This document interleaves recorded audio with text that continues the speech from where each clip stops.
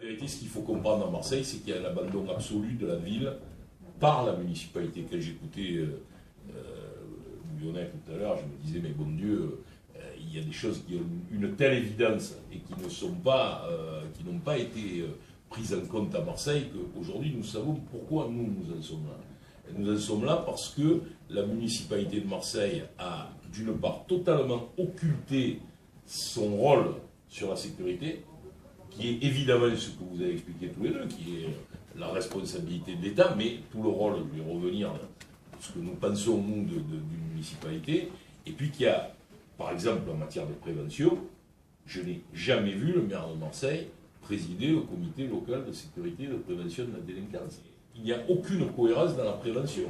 C'est-à-dire que les équipes de prévention, les associations de prévention qui sont financées par le conseil général, par le conseil régional, sont sur le terrain en fonction de leur propre volonté. C'est-à-dire que s'ils estiment que la rentabilité de leur travail, parce que ça va les faire bien voir, elle est à Noailles, dans le centre-ville, ou elle est dans le 14e arrondissement, et donc vous pouvez vous retrouver avec des endroits où vous avez 3 ou 4 équipes de prévention, et des endroits où il n'y a strictement personne.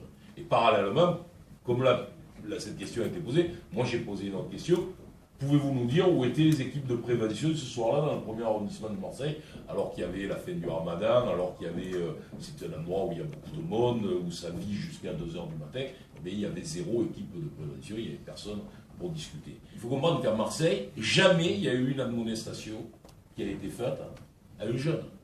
Donc je vous dis ça pourquoi? Parce qu'il faut quand même que vous compreniez que la situation dans laquelle on est, elle n'est pas due à la méchanceté des Marseillais, elle est due à 2 choses. D'abord, la situation économique et sociale de cette ville, qui est la première question, parce que très souvent on ne se rend pas compte, mais enfin, il y a 30% de la population, soit 250 000 habitants, qui vivent avec moins de 800 € par mois. Ça, c'est le décor. Il y a 25% de décrocheurs dans la moitié de la ville. 25% de décrocheurs dans les collèges du 15e, 16e, 13e, 14e, etc. Il y a un échec scolaire qui est de 27%, c'est-à-dire qu'il y a 27% des jeunes qui sortent sans même le niveau de qualification minimum, alors que dans le pays, le chiffre est de 14. Donc vous voyez, on est avec une multiplication d'éléments, une ville pauvre, et en plus, c'est ça qui est au-dessus, une ville dont la municipalité a décidé de ne pas se préoccuper de la question de la sécurité. Parce que quand on dit aujourd'hui que fait Manuel, ce qu'il fait, moi je le remercie aussi, c'est de la coproduction avec nous.